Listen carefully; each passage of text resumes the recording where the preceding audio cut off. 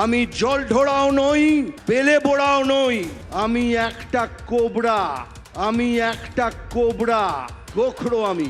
আমার नाम मिथुन चक्रवर्ती, আমি যা বলি তা করে দেখাই। नमस्कार, मैं हूं आपके साथ नम्रता शर्मा। बात करने जा रही हैं मिथुन चक्रवर्ती की। अभिनेता से नेता बने मिथुन चक्रवर्ती की मुश्किलें बढ़ती हुई नजर आ रही हैं। आपको याद होगा, पश्चिम बंगाल विधानसभा चुनावों से पहले उन्होंने बीजेपी का दामन थामा था और उस दौरान उन्होंने हुंकार भरी थी और कुछ ऐसी टिप्पणियां की थी, कुछ ऐसे बयान दिए थे जिनको लेकर तब भी विरोध हुआ था और अब भी उनकी मुश्किलें बढ़ती हुई दिखाई दे रही हैं। पहले तो आपको ये बता दें कि मिथुन चक्रवर्ती आज अपना जन्मदिन मना रही हैं और आज ही के दिन उनसे मानिकतला पुलिस पूछताछ कर रही है। लगभग 10 बजे के आसपास ये पूछताछ शुरू हुई है। वर्चुअल पूछताछ हो रही है और उनसे सवाल दागे जा रहे हैं कि उन्होंने बयान किस आधार पर दिए और उनके बयानों का मतलब क्या था। हालांकि आपको बता दें, मिथुन चक्रवर्ती पहले भी सफाई देते रहे हैं कि उन्होंने अपनी फिल्मों के डायलॉग्स बोले थे, किसी की भावनाओं को आहत करने का मकसद उनका नहीं था। पश्चिम बंगाल विधानसभा चुनाव से पहले मार्च के पहले हफ्ते में मिथुन चक्रवर्ती ने बीजेपी का दामन थामा था। चक्रवर्ती ने कोलकाता के ब्रिगेड ग्राउंड पर बीजेपी को ज्वाइन किया था और यहीं से उन्होंने हुंकार भरते हुए कहा था कि मैं कोबरा हूं, कोई हक छीनेगा तो मैं खड़ा हो जाऊंगा। इसी बयान पर अब ये पूरी कंट्रोवर्सी हो रही है और उनसे पूछताछ हो रही है क्योंकि उनके खिलाफ गंभीर धाराओं में मुकदमा दर्ज कराया गया था। बता दें आपको, इसी मंच से मिथुन चक्रवर्ती ने अपना मशहूर डायलॉग बोला था, मारूंगा यहां लाश गिरेगी शमशान में। इसके बाद उन्होंने ये भी कहा था कि ये डायलॉग काफी पुराना हो गया है, अब नया डायलॉग है, मैं पानी का सांप नहीं हूं, मैं कोबरा हूं, दंश मारने से काम तमाम हो जाएगा। उन्होंने ये भी कहा था कि मैं जोलधरा सांप भी नहीं हूं, बेले बोरा सांप भी नहीं, मैं कोबरा हूं, एक दंश में ही काम तमाम कर दूंगा।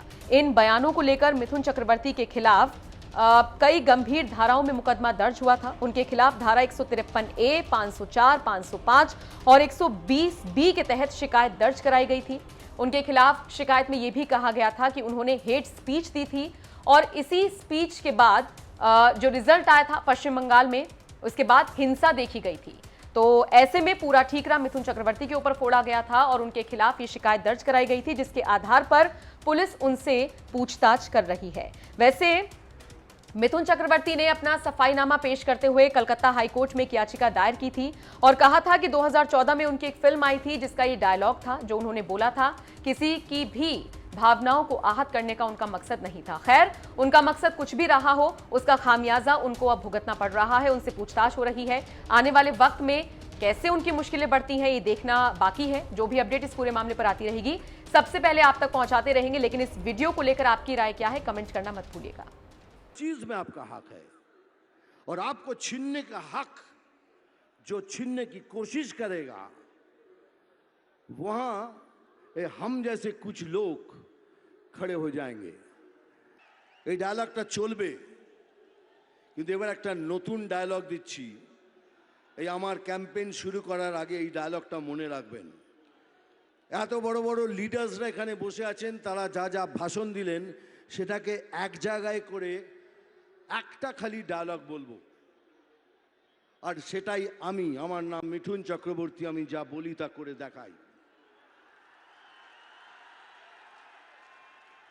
আর সেই ডায়লগটা হলো, আমি জল ঢোড়াও নই, বেলে বোড়াও নই,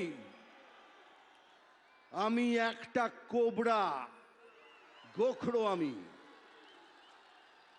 আমি জল ঢোড়াও নই, বেলে বোড়াও নই, আমি জাত গোখরো, এক ছোবলে ছবি। এবার কিন্তু এটাই হবে। দাদার প্রতি ভরসা রাখবেন, আমার কথায় বিশ্বাস রাখবেন। দাদা কখনো মুখ ফিরিয়ে পালিয়ে যায়নি। I am going to be there always with you.